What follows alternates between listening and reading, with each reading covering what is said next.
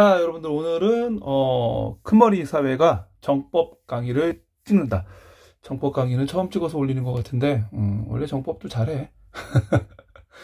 그 전에 공무원 수업을 거의 한 5, 6년 해서 일단 여러분들 과실책임과 무과실책임의 원칙에 대해서 이제 처음 수업을 할 건데, 과실책임의 원칙하고 무과실책임의 원칙에 대해서 일단 단순하게 암기를 하게 되면은 좀 여러분들이 정확하게 이해하기가 어렵기 때문에 좀 과실하고 무과실 책임의 원칙이 현실에서 어떻게 적용되는지, 그러니까 법은 그냥 그 법 조문으로만 알고 있으면 솔직히 그냥 문장이니까 추상적이잖아. 근데 실제 법은 현실에서 적용되는 거거든. 그러니까 현실에 어떻게 적용되는지하고 항상 연결을 시켜서 좀 잘해야 되지 않을까.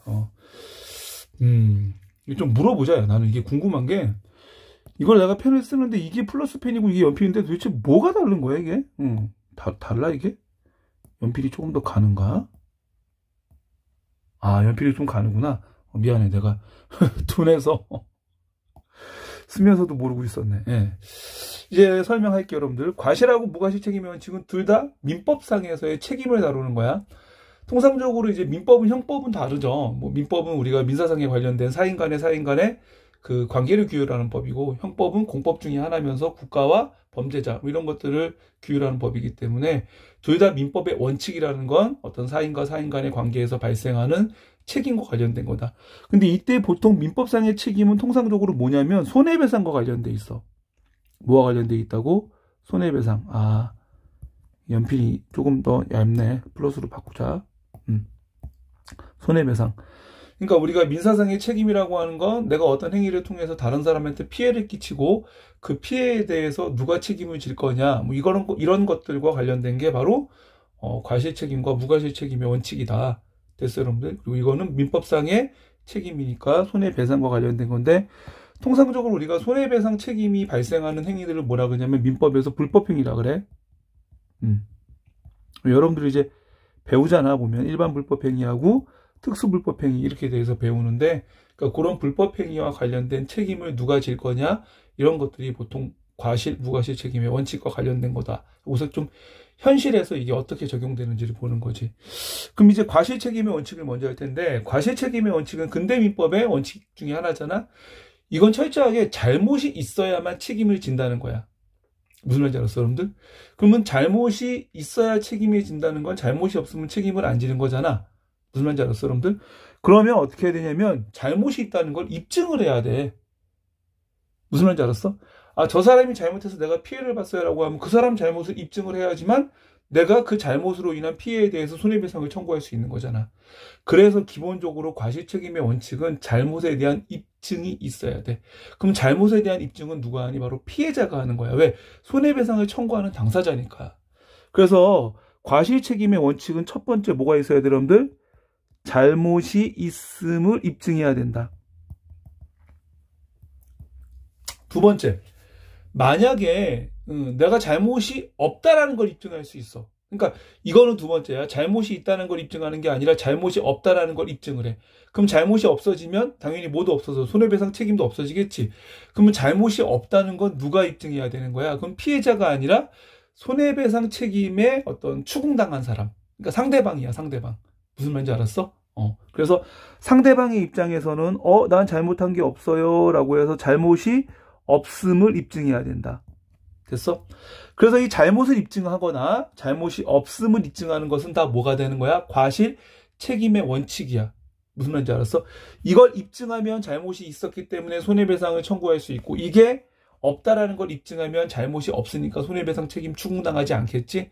그래서 이건 둘 다 과실 책임의 원칙이다. 그러면 잘못이 있어야 하는 것을 입증하는 건 뭐냐면 이건 바로 일반 불법행위야. 그리고 잘못이 없었음을 입증해야 손해배상 책임에서 제외, 손해배상 책임이 면제되는 거는 특수불법행위 중에, 잘 기억해요, 여러분들. 첫 번째 뭐 있어? 미성년자의 감독자. 두 번째 사용자 배상. 세 번째 공작물의 점유자. 됐지? 그 세 가지야. 미성년자의 감독자, 그리고 사용자 배상 책임, 공작물의 점유자. 그래서 요 세 가지 특수불법행위는 감독자, 사용자, 점유자가 본인이 관리 감독을 소홀하지 않았다, 즉 내가 잘못하지 않았어 라고 하는 것을 입증하면 손해배상 책임이 면제된다. 알았죠, 여러분들? 결과적으로 이것도 잘못이 있을 때는 배상하고 없으면 안 하는 거니까 과실책임의 원칙이야. 무슨 말인지 알았죠, 여러분들? 그럼 무과실책임의 원칙은 뭐냐? 무과실책임의 원칙은 잘못한 게 없어도 손해배상을 해야 되는 거야. 그러니까 이거는 상대가 내 피해, 나한테 내 잘못을 입증하지 못하거나, 그치? 나 스스로 내가 잘못이 없다는 것을 입증하지 못했어. 그래도 피해가 있으면 무조건 손해배상을 해야 돼. 무슨 말인지 알았어요? 이거는 그러니까 잘못 여부와 관계없는 거야. 그냥 피해 발생 이꼬르 손해배상. 됐지? 대표적인 게 뭐냐면 바로 제조물 책임법이야. 제조 물품에 예를 들어서 여러분들 제조 또는 관리상의 하자로 인해서 피해가 발생했을 때 우리는 그거를 판매한 사람이나 아니면 제조한 사람의 잘못을 입증할 필요 없고 그 하자만 입증하면 거기에 대한 손해배상을 받을 수 있다. 그 다음에 두 번째가 바로 뭐냐면 환경정책 기본법상의 환경과 관련된 피해.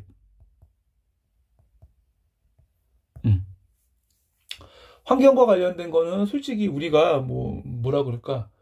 소를 키우는데 소가 똥을 싸. 그럼 소 키우는 사람이 잘못한 건 아니잖아. 그리고 소가 뭘 먹었으니까 똥 싸는 건 너무 당연한 거 아니야? 그건 과실이 아니야. 지극히 당연한 거지. 그런데 그 소에서 나온 배설물들로 인해서 하천이 오염되고 누군가 피해를 봤다? 그러면 당연히 그 축산물 관리하는 사람들이 피해 보상을 해줘야 되는 거야. 잘못한 건 없지, 당연히. 무슨 말인지 알았어요, 여러분들? 상대적으로 미국 같은 나라는 우리도 선진국이야, 미안해요. 이렇게 얘기해서. 유럽이나 미국 같은 경우 이런 무과실 책임의 원칙이 되게 좀 폭넓게 적용돼. 그래서 대표적인 게 그 담배 회사들이 담배를 제조해서 파는데 담배에 보면 니코틴이나 타르가 들어가잖아. 근데 그 사람들이 실수로 또는 고의로 담배에다 니코틴이나 타르 같은 발암물질을 집어넣은 건 아니라고. 그러니까 그건 잘못이 아니야. 담배에 니코틴과 타르가 들어가 있는 건. 그런데 그 사람들이 판 담배를 피고서 누군가가 암에 걸렸다 그러면 외국의 담배 회사는 손해배상을 해줘야 된다고. 지금까지 그렇게 해줬어.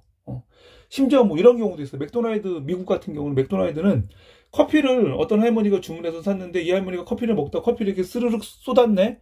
쏟아서 화상을 입은 거야. 그러니까 이 할머니가 내가 당신들이 준 커피를 먹다가 화상을 입었으니 손해배상해라. 그럼 솔직히 이 맥도날드는 잘못한 게 없어. 커피를 따뜻한 걸 시켰으니까 따뜻한 커피를 준 거밖에 없는데 잘못은 할머니가 했잖아. 하지만 맥도날드가 준 커피를 먹고 이 할머니가 되었기 때문에 내가 본 책에서는 그 할머니가 하여튼 맥도날드에서 10억을 받았대나? 하여튼 그런 얘기가 있더라고. 그렇다고 우리나라에서 맥도날드 커피 받고 막 얼굴에서 들이붓고 하지 마라. 우리나라는 아직까지 그렇게 무과실 책임의 원칙이 광범위하게 적용되지 않기 때문에. 알았지? 그래서 그런 것들이 무과실 책임의 원칙이 적용된다.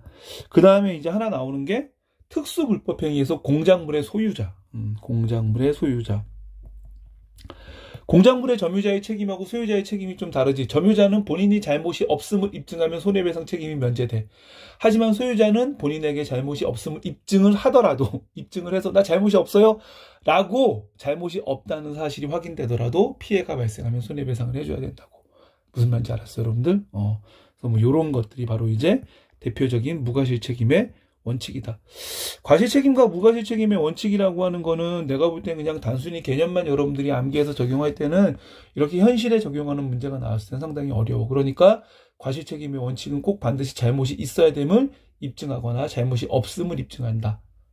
잘못이 없음을 입증하지 못하면 책임이 면제되지 않을 거고 잘못이 있음을 입증하면 책임이 부과되겠지. 하여튼 이렇게 책임이 있어야 된다, 잘못이 있어야 된다라고 연결을 하고 무과실 책임의 원칙은 잘못한 게 없어도 피해가 발생하면 거기에 대한 손해배상은 해줘야 된다.